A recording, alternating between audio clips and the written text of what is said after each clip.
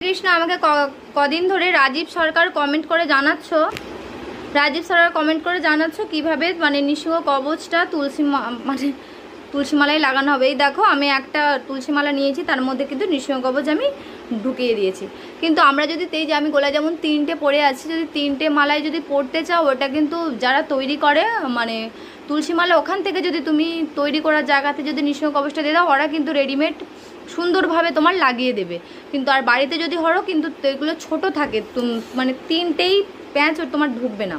তো যাই হোক আমি এখন একটাতেই তোমাকে দেখাচ্ছি। যদি তুমি 2 ফেত্তের পরো তাহলে হয়ে যাবে, কিন্তু যদি 3 ফেত্তের মালা পরো কিন্তু হবে না।